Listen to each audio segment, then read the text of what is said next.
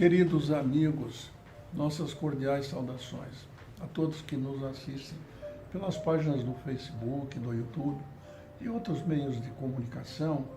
Em nome do Centro Espírita Paz e Amor, recebo nossa gratidão por mais esta oportunidade, esse aconchego em nome da fraternidade. Quero dizer que ao prosseguirmos as atividades evangélicas da casa, respeitando como só é acontecer as diretrizes das autoridades sanitárias, até que se possa retomar o contato mais íntimo, vis-a-vis,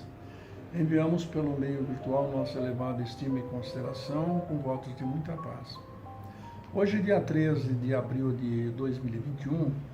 cumprindo a programação das memoráveis terças-feiras nos registros desses santuários da paz, com os pensamentos lianosos voltados, ainda que simbolicamente, para a Casa do Caminho, que o templo sagrado do amor ao próximo foi edificado nos tempos imemoriais pelo apóstolo Simão Pedro, estamos hoje apostos para as reflexões da Boa Nova. O estudo do Evangelho, segundo o Espiritismo, é a prática da caridade que se faz à doutrina na sua divulgação. E nessa noite meditaremos sobre os missionários de Deus, sob a égide do capítulo 21, item 9, que fala sobre o tema dos falsos profetas. É dessa maneira e com esses propósitos, em nome do amor, que a nossa alma convida a iniciar os trabalhos evangélicos da noite com uma prece de evocação amorosa no divino Galileu, porque ninguém vai ao Pai se não for por Ele, que é o caminho, a verdade e a vida. Desse modo, afastemos, amigos, dos pensamentos, as preocupações do dia, os compromissos e as atividades, enfim, tudo o que possa comprometer o momento do encontro com Jesus, aquele que asseverou que, para não se perturbar os corações, porque seus braços estão abertos para nos receberem agora e sempre em nome do Pai Celeste. Entreguemo-nos, pois, ao ministério do Eterno, fazendo e preparando nossos corações nessa prece de abertura, recordando que aqueles que desejarem fechar os olhos, para melhor sentir as vibrações que nos envolvem nesse momento, que o façam. Recordando que os mentores da casa, de paz e amor, e os arautos do bem que atendem à proposta do Divino Rabboni, para semearem a doutrina rediviva em seu nome, presentes estão. Por isso, nos aconcheguemos em seus braços, agora e sempre. Meditemos então, amigos, sobre o Santo Evangelho dos falsos profetas e os missionários do Eterno, dizendo que, sobre a perspectiva das reflexões do estudo, é notório, na análise empírica do tema, sobre os falsos, sobre os enganadores, os simuladores e aqueles que são autênticos. É fato que, apesar de se levar mais tempo para se identificar o autêntico do inautêntico, pesa o fato da verdadeira clareza exposta pelo Paracleto codificador, de que a verdade objetiva é a que faz a luz brilhar, porque permanecerá para sempre, como no tema em apreço, o inclito codificador Allan Kardec estabeleceu no paradigma de que é melhor rejeitar 10 verdades do que aceitar uma mentira. Nesse ensejo, na análise do tema, merece considerar 2 aspectos de vivo interesse para as próprias lições evangélicas, seja no reto proceder, como está na proposta das questões 918, identificando o homem de bem, ou na de número 919 do Livro dos Espíritos, ambas da Lavra de Santo Agostinho, no exame da consciência do homem probo. Diga-se, pois, sobre a questão do exame, que vale a pena lançar o bisturi da curiosidade, não somente para considerar a existência, onde o ser humano encontra invencíveis barreiras para o diálogo com o Senhor da vida, quando procura ansiosamente respostas para as quase invencíveis dificuldades que a vida apresenta, nas tormentas, nas pandemias e nas tempestades do caminho, como principalmente na vida transcendental. Nesses momentos aziagas, parece às criaturas do divino que não existe salvaguarda ou luz para iluminar os caminhos das provas e expiações, porque vivendo o tempo presente, não se mergulha na dualidade dos mundos, o material e o imaterial. Nos proscênios das eras, lembremos-nos, embora as criaturas em evolução sejam portadoras da centelha de vida registrada no imo dos nossos espíritos, na verdade, por falta de melhor definição, nos tempos do politeísmo, as criaturas do Eterno admitiam o Deus das chuvas, dos ventos, dos mares, tanto como uma multiplicidade de potestades.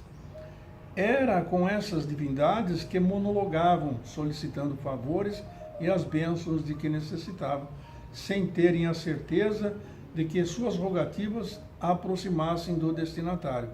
Nada obstante, chegados os tempos, o Senhor do Universo envia o seu missionário de amor para socorrer, arrimar, ajudar seus filhos, iluminando-os na claridade aurifulgente de que é portador para conduzi-los aos páramos celestiais. Cabe, pois, queridos amigos, nesse pródimo esclarecer que na mitologia grega, nos tempos do politeísmo, no Monte Olímpio, a chamada Cidade dos Deuses, uma das divindades, Morfeu, era um dos seus filhos e dos filhos de Pinos, o deus do sono. Cronos era o deus do tempo, Pan, o deus da natureza, e assim sucessivamente, até que veio a lume a primeira expressão do monoteísmo, com Akhenaton, o grande faraó da dinastia egípcia no século XVIII. Ele se declarou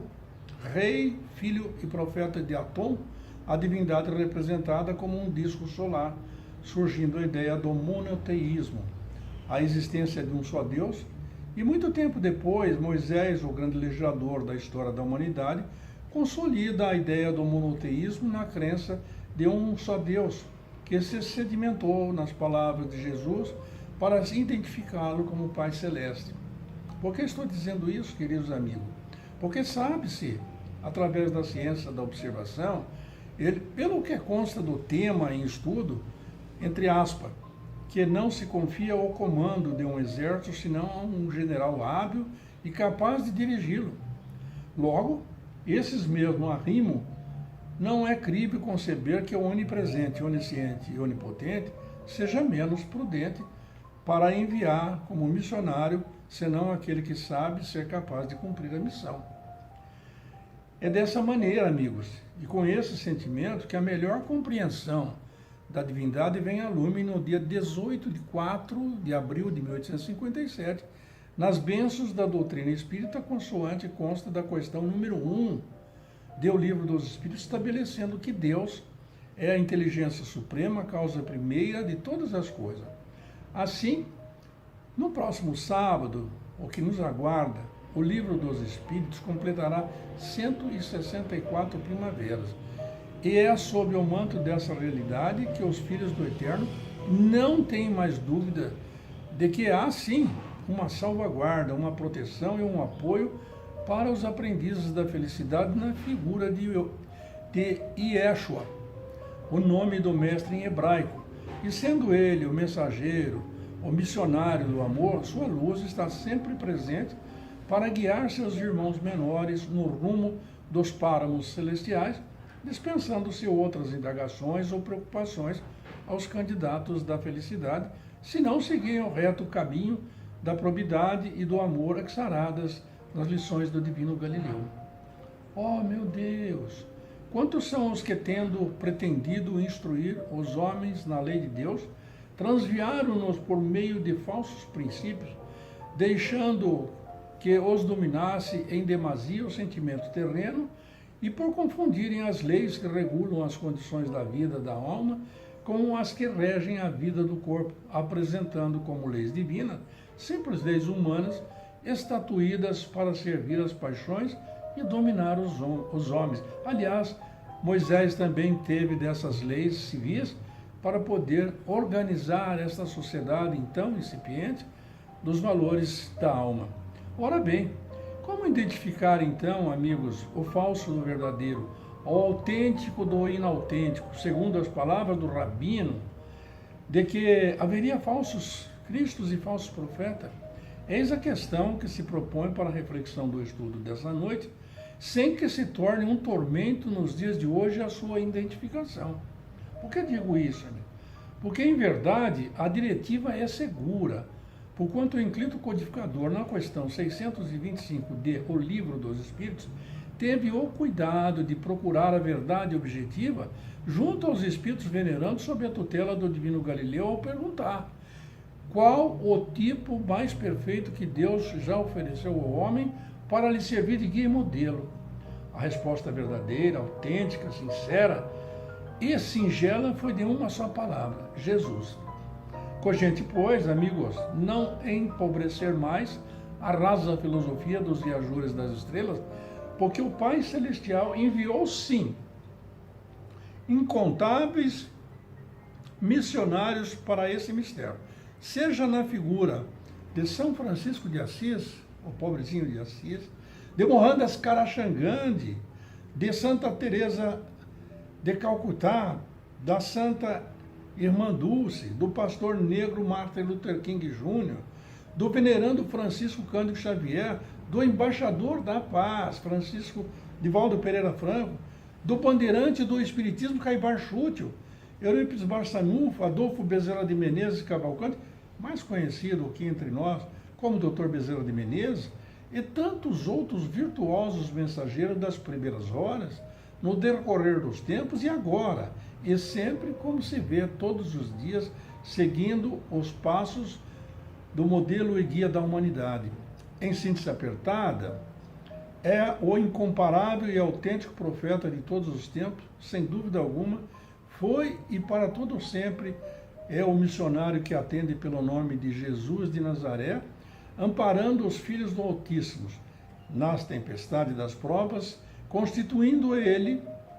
o tipo da perfeição moral a que a humanidade pode aspirar na Terra. Ora, pois, é verdadeiro, que Deus é Pai de amor, de bondade e nos oferece como o mais perfeito missionário, modelo e guia sob o auspício da doutrina rediviva. A vinda do missionário, amigos, o missionário de Deus a este orbe, cumprindo os desígnios da consciência cósmica, trouxe para a humanidade a maneira correta de comunicação com a providência divina. E ao ensinar o Pai Nosso que estás no céu, ofereceu a maneira mais fácil de o compreender, esclarecendo que Ele é todo-poderoso, misericordioso, bondoso, por excelência, único e está nas vidas de suas criaturas para todo sempre. Em verdade, jamais abandona seus filhos, mas ao contrário, socorre todas as suas necessidades em todo tempo e lugar. Ademais, pode-se conversar com ele em atendimento de emergência 24 horas por dia, sempre que os corações ansiarem por justiça, amor e caridade. Bem, por isso, não há mais dúvida de que o Pai é o único, o Senhor da vida e do universo, e dele se recebe a maior dádiva da existência que um filho pode almejar, a sua paternidade. Ora bem, foi por isso que Jesus, em suas prédicas, segundo o apóstolo João, asseverou, entre aspas, "O vós sois deuses, tudo o que faço vós podeis fazer e muito mais", feche aspas. É crível, portanto, anotar nas parafrases dos tempos que para se saber quem é o missionário do Senhor da vida, Yeshua, o homem chamado Jesus, será suficiente lançar o olhar para a imensidão do espaço sideral e ver a luz que brilha incessantemente, demonstrando que certa vez um espírito sublime deixou as estrelas, revestiu-se de um corpo humano e veio habitar entre os homens. Tratava-se, amigos,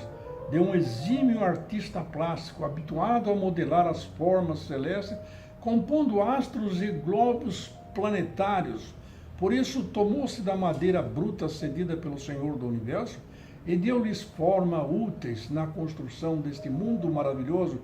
destinado aos seus irmãos menores para realizarem o seu programa de provas e expiações. Ah, queridos amigos do coração, sim, transcorreu-se infindáveis tempos até chegar a hora das suas mensagens calarem fundo aos corações dos irmãos menores, tempo em que embelezou o encantado mundo chamado de terra, abrindo um vasto e rico habitat para as provas do caminho e em um lugar aprazível onde ele receberia seus corpos cansados para o final do dia encontrarem também camas confortáveis, sem descuidar de que, sendo o mentor das leis de amor, justiça e caridade, pelas quais ama todas as criaturas do Pai Celeste, não se esqueceu de providenciar coxos, manjedouras, onde os animais também pudessem vencerem a fome, e mais ainda, sendo um exímio artista de outros ofícios, certo dia deixou as ferramentas com que moldava o madeiro e partiu pelas estradas poerentas. Foi desse modo que tomou do alaúde natural de um lago em Genezaré e ali teceu as mais belas melodias jamais ouvidas, pois seu canto trazia e atraía crianças, velhos e moços, vindo de todos os lugares seduzidos pela entonação de sua voz, que calava o choro dos bebês e as dores arrefeciam, abrindo espaço nos corações das viúvas e dos desamparados. As harmonias que compunha trazia no corpo e na alma o amor que secava as lágrimas e sensibilizava os corações endurecidos. A sua maestria era tão doce que, ao compor o poema de rara beleza, subiu na cátedra de um monte e derramou os versos das bem-aventuranças, enaltecidos de misericórdia, de justiça e de perdão, de tal sorte que sua sensibilidade se compadecia das dores das multidões, multiplicava pães e peixe e atendia a todos os esfaimados. Sua delicadeza, postura, era de tal ordem gentil que, ao falar por onde passava, deixava rastro de luz, impregnado de suave perfume com a sua presença. Sem contradita, o Cristo de Deus possuía o amor que exalava de si aos que o rodeavam. Certa feita, amigos, uma pobre mulher enferma tocou-lhe a barra do manto e recebeu os fluidos curadores que lhe restituíram a saúde. O homem chamado Jesus procedia de um burgo chamado de Nazaré. Era dócil como um cordeiro. Abraçou as crianças, colocou-as em seus joelhos e lhes falou do Pai que está nos céus, que veste a erva do campo e providencia alimentos às aves cantantes. Sim, ele era de personalidade enérgica, repreendeu os vendilhões do templo quando necessário, mas não se olvidou da sua suavidade nas lições morais. Respeitava o livre-arbítrio, sem perder jamais a conduta de sempre viver exemplificando os seus ensinamentos morais. Usou sua voz melodiosa para o discurso da honra, defendeu o templo, a casa do Pai, dos que desejavam lesar o povo, já por si sofrido e humilhado. Enalteceu os pequenos grãos que, caídos no chão, brotavam em 1 milhão para atender os esfaimados. O missionário e autêntico profeta é o homem chamado Jesus. Tem a claridade do sol de quinta grandeza e, na mansietude de sua incomparável lógica, ensinou, sem ferir os doutores da lei, utilizando-se da parábola do bom samaritano para explicar quem é o próximo e amá-lo como a si mesmo, esclarecendo aos, entre aspas, sábios, fecha aspas, de seu tempo, como fazer uso da misericórdia sem criar dissidência nas classes sociais então vigentes. Da mesma sorte, enquanto repousava no lago de Genezaré, transmitiu a imorredora sinfonia daquele que saiu a semear para que todos os candidatos, como nós, à felicidade jamais deixasse de plantar, porque a criatura humana é resultado dos seus atos. Sem contradita, a todos encantava e acreditava-se que ele viera para tomar o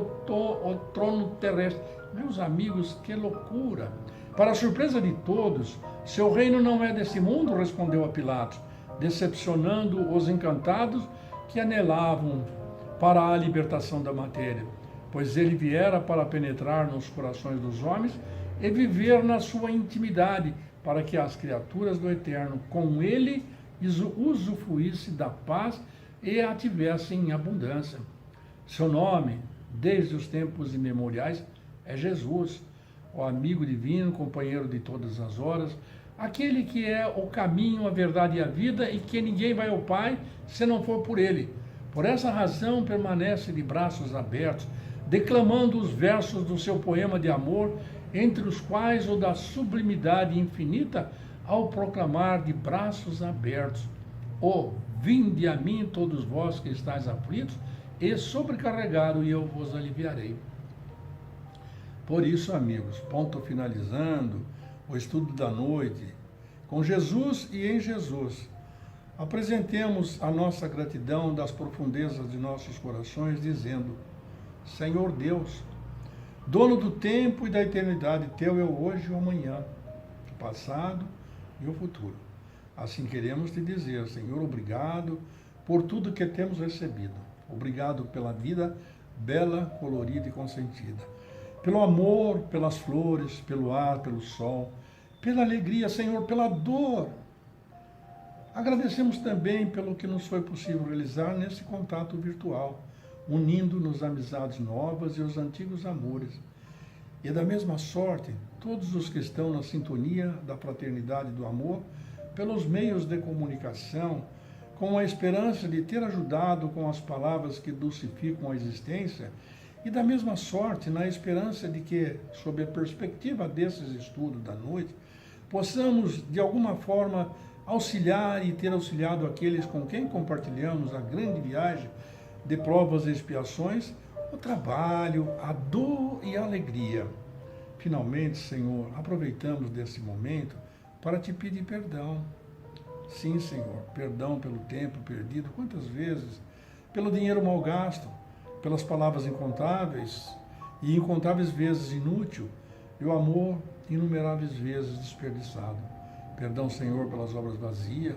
pelo trabalho mal feito, perdão por viver sem entusiasmo, e também pela oração que aos poucos fomos adiando, por todos os esquecimentos, descuidos, silêncio. Novamente te pedimos perdão. Senhor, na rogativa final, queremos também te pedir com especial carinho para os confrades, por todos os irmãos no corolário da vida e desta viagem maravilhosa de paz e amor, desejando viver cada dia com otimismo e bondade, levando a toda sorte, a todas as pessoas, o nosso carinho, a nossa estima e consideração. Assim, Senhor, pedimos por esses confrades, por todos os irmãos, a paz, a alegria, e desejamos viver cada dia com otimismo e bondade, levando a toda parte um coração cheio de compreensão e paz, nesse momento em que se vive uma tormenta com a pandemia que nos assola os corações e nos entristece de ver tantos irmãos partindo desta vida para o nosso plano espiritual. Com esse sentimento, Senhor, rogamos também, fecha nossos ouvidos a toda falsidade, livra-nos dos lábios das palavras mentirosas, egoístas e que magoem os irmãos de caminhada, a fim de que os nossos espíritos se abram a tudo que é bom, que estejamos repletos de bênção para derramá-las por onde passarmos, de tal sorte que as pessoas que encontramos pelos caminhos da existência possam descobrir em cada um de nós um pouco de Ti, e que junto ao nosso tálamo conjugal ou à família universal, por onde morejarmos, possamos ter uma nova semana de paz, vivendo em plenitude em nome do missionário do amor. Com esses sentimentos, queremos despedir, Senhor, de todos os nossos amigos que estão conosco agora, em pensamento, que estão partindo desta vida ou que estão trabalhando para sermos um modelo como Jesus, missionário de Deus, sendo um profeta autêntico. Por isso desejamos a todos que nos nossos atos, nas nossas atitudes, possamos devagar e lentamente ir nos transformando, mostrando a todos que dentro do nosso coração abriga-se o amor que Jesus ali depositou para agora e toda a eternidade. Desejo e desejamos em nome do Paz e Amor muita paz, com votos de que até a próxima semana possamos estar novamente reunidos em nome do Divino Jardineiro. Se conosco, Mestre, agora e para sempre.